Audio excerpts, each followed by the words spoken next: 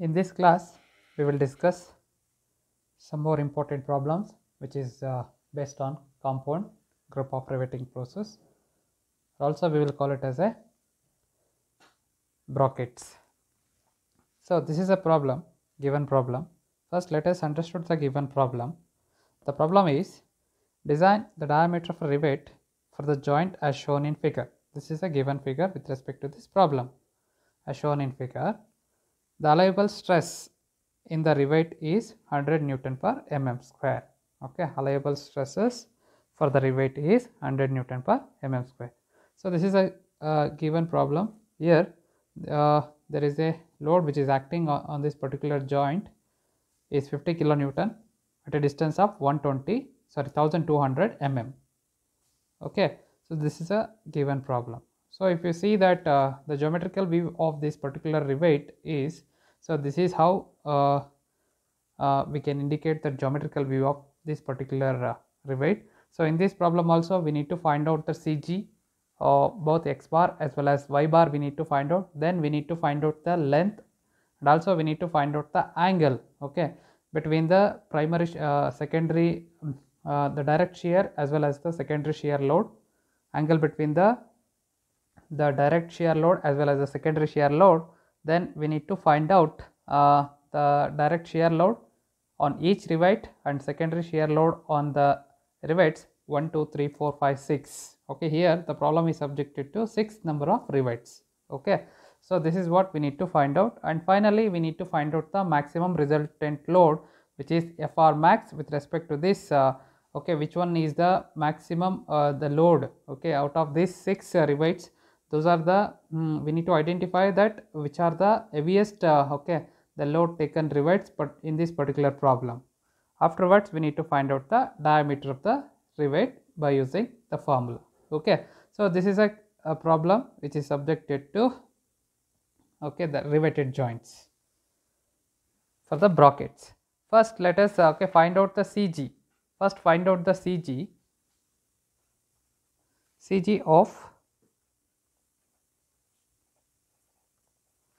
of the rivets. Okay, so for that first we need to find out that x bar is equal to x1 plus x2 plus x3 plus x4 plus x5 plus x6 divided by the total number of rivets, total number of rivets.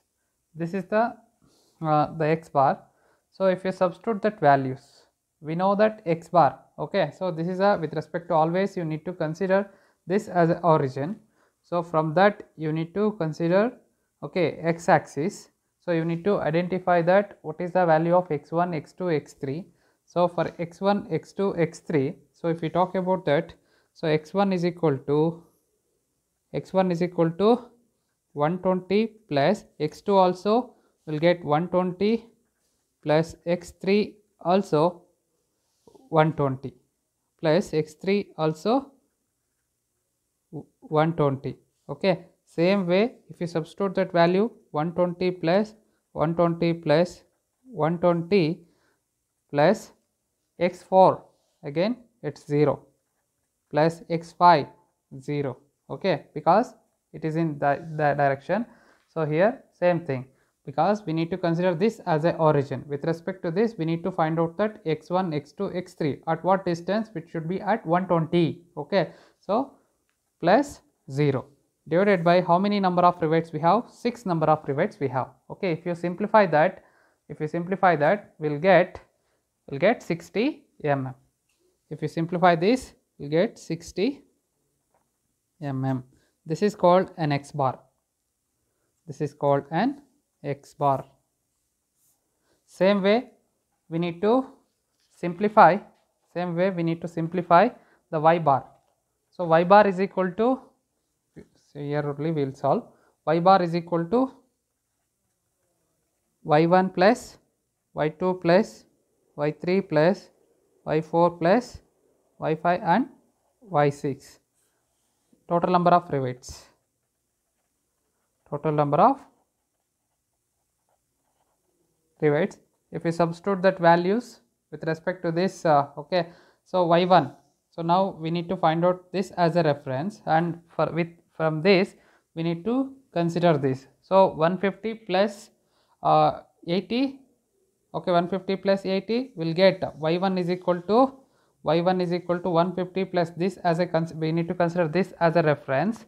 So from here we need to consider y1. So y1 is equal to 150 plus 80 will get 230 plus y2. So in between these two 80 and y4, so 0, y5 will get 0 plus y6 also will get 0. Sorry. Okay. Now you see here y1, y2, y3, y4. We need to find out y1, y2, y3, y4. y1 is equal to how much will get 150 plus 80, 230, because it is a symmetry. Okay, 230 plus y2 is equal to 80 plus y3 is equal to 0 plus y3 is equal to 0 plus y4 is equal to 0. Then coming to y5 and y6, if we consider 1, 2, 3, 4, 5, 6, okay, likewise also we need to consider as per your requirement you can consider. So 230 plus 80 plus 0 plus 0 plus, now I am talking about y5 is equal to 80 plus y6 is equal to 80 plus 150 will get 230. So 230 divided by how much we will get? So 230 divided by number of rivets 6. So y bar is equal to 103.33 mm. 103.33 mm. Okay, this is how we can find out the x bar and y bar. So this is called a CG of the given rivet. Okay, CG of the given rivet. Next, what we need to find out? We need to find out the L1, L2, L3, etc. So find L1, comma L2, comma L3, etc. cos theta 1, comma cos theta 2, comma cos theta 3, etc.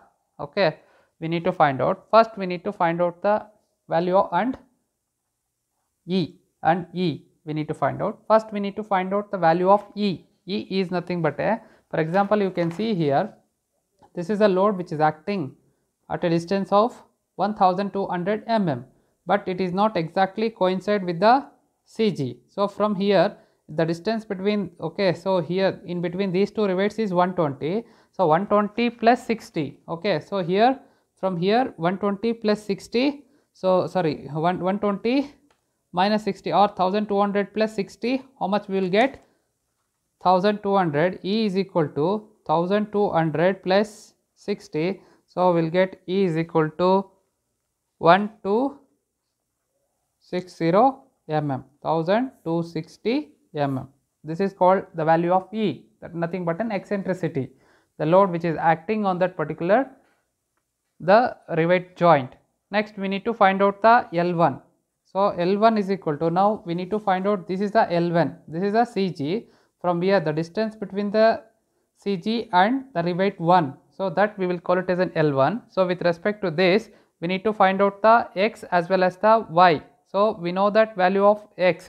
Okay, so value of X, so this is a value from this. Okay, from the geometry of the figure. Now you can see here the distance between this to this. So this is always this as a, you need to consider this as a reference from here to here. So here you can see here the distance between these two 80 up to here, sorry, up to here we will treat as 80. Okay, so from y bar, y we know that, so this is called that y, we find out that y bar. Okay, so that is equal to 103.03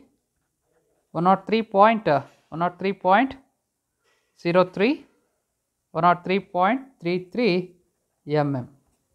That is the value of y is equal to y. Okay, y is equal to 103.33 mm. 103.33 mm. So from that we can find out that, so L1 is equal to square root of 60 square plus 230 minus 103.33 square. Okay, so that is equal to 140.16 mm. So which is L1 is equal to L6 because it is a symmetry. Next we need to find out L2 is equal to square root of 60 square plus 103.33 minus 80 square. So if you simplify this, we'll get L2 is equal to 64.38 mm. So which is equal to L5. So because of symmetry. Okay. Next L3 is equal to the square root of 60 square, that is the x minus x bar, 60 square plus 103.33 square. So if you simplify this, we'll get 119.48 mm, that is equal to L4 because of the symmetry. See, this is the, so L1, L2, L3. So in between, if you see here, L1 is equal to L5. Okay, so L1 is equal to L6. Sorry, L1 is equal to L6 because of these two are symmetry. L2 is equal to L5 and L3 is equal to L4. L3 is equal to L4 because of the symmetry. Okay. Next, what we need to find out? We need to find out the cos theta 1. So how to find out the cos theta 1? So cos theta 1 is equal to the 60 L1 divided by 60 x divided by L2. So here you see here 60 divided by 64.38. So that is equal to 0.932. Okay, 0.932. This is the cos theta 2. Same way we need to find out cos theta 1. Cos theta 1 is equal to 60 divided by L1, x divided by L1. L1 is equal to 140.16. That is equal to, if you simplify that, we'll get 0.428. Same way we need to find out the cos theta 3. So cos theta 3 is equal to 60 divided by L3 or L4, 119.48. Okay, so that we will get it 0.5.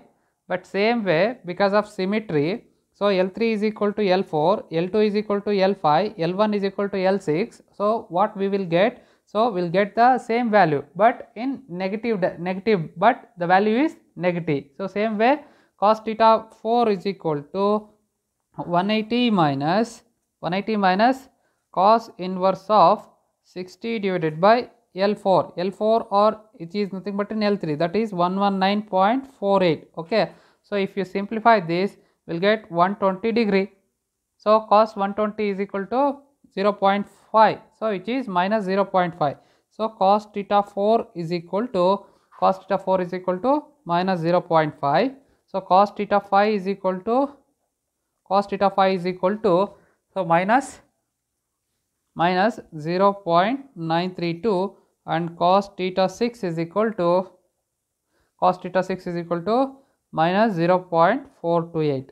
okay, so same way, symmetry you can see here. So cos theta 2 is equal to cos theta 5, cos theta 1 is equal to cos theta 6, and cos theta 4 is equal to cos theta 3, but the value should be in negative here. Okay, because of the direction of the moment of couple. Okay, because of the couple movement. So next, what we need to find out? We need to find out the value. We need to find out the value of the direct shear load.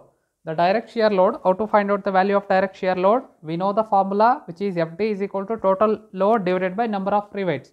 So direct shear load. That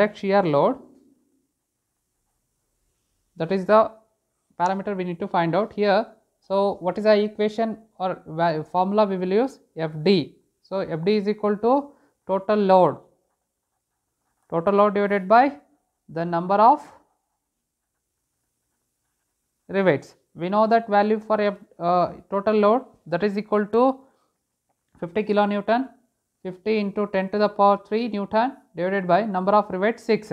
Okay, if you simplify this, we'll get 333.33 newtons. 33 newtons. This is the value we will get it, FD. Okay, same way we need to find out the value of secondary shear load on the rivets.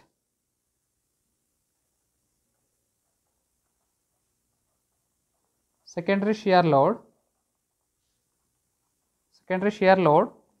on rivet 1, 2, 3, etc. You can see here F1, we know the equation, F1 is equal to FEL1 divided by FEL1 divided by L1 square plus L2 square plus L3 square plus L4 square plus L5 square plus L6 square. Okay, so if you substitute all the values into this equation, we know the value of F, 50 into 10 to the power 3. We know the value for E, okay, 1260 mm. That eccentricity, the distance between the load axis and centroidal axis, into L1. We know the value of L1, that is 140.16 divided by, so we know the value of L1. So L1 is equal to how much we will get? So 140.16 square plus L2 is equal to 64.38 square plus L3 is equal to 119.48 square plus L5 is equal to, L4 is equal to 119.48 square plus L5 is equal to 64.38 square plus L6 is equal to 140.16 square. So if you simplify this entire term, we'll get F1 is equal to 115. If you simplify this whole term, F1 is equal to 115.86.6 newtons. So which is also equal to F6 because of the symmetry. Okay, this is called an F1, the secondary shear load on the rivet number 1 and rivet number 6. Same way we need to find out F2. So F2 is equal to F1 divided by, L1 into L2. If we substitute that value, we know the F1, that is 115,986.6 divided by, we know the value of L1, 140.16 into L2, we know 64.38. If you simplify this, we'll get F2 is equal to 53,276.276.38 Newton, which is also equal to F5. Okay, because of the symmetry, F5 because of the symmetry. Next, what we need to find out?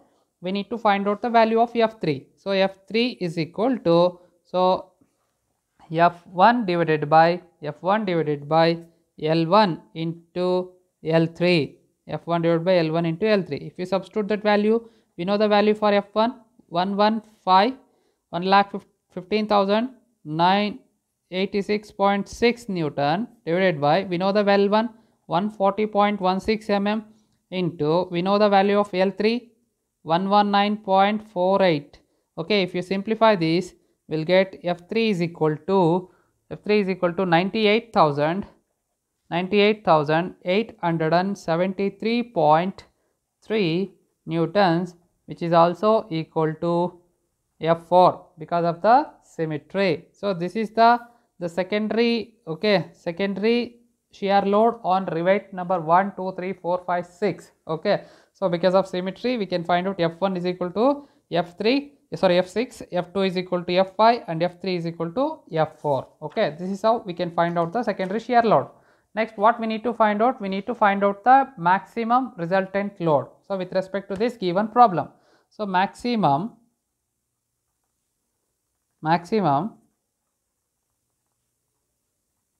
resultant load, maximum resultant load. How to find out that maximum resultant load? Here the secondary shear load, so we need to know that, okay, with the secondary shear load we need to find out, we need to identify the which one is the maximum or heaviest, okay, heavily loaded riveted joint. Okay, so from that we can secondary shear load, secondary shear load is maximum on rivet 1 and 6, maximum on rivet 1 and 6, but since cos theta 6 value is negative, the most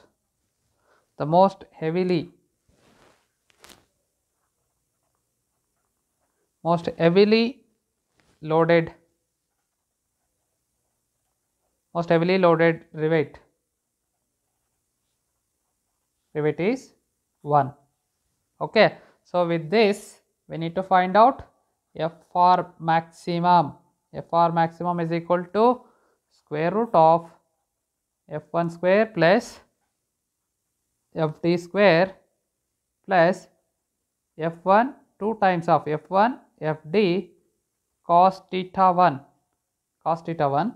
Substitute all the values into this equation. We know the value for F1, that is 1,15,986.6 square, plus we know the value for Fd, that is 8,333.33 square, plus we know 2 times of F1, 2 times of 115,986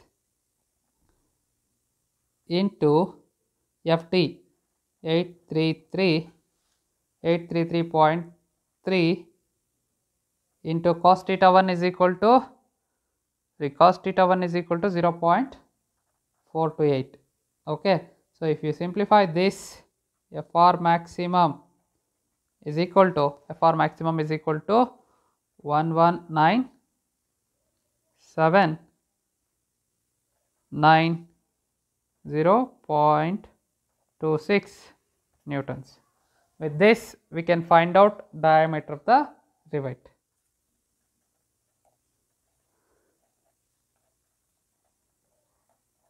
Diameter of the rivet, so that Fr maximum is equal to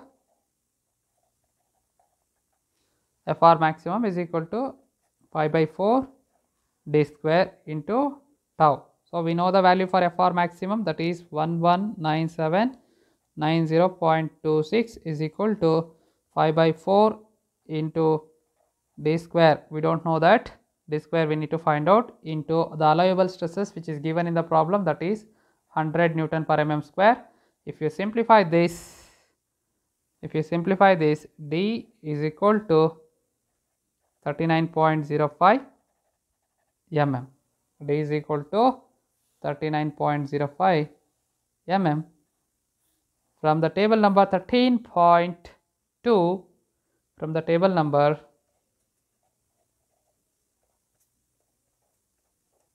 13.2,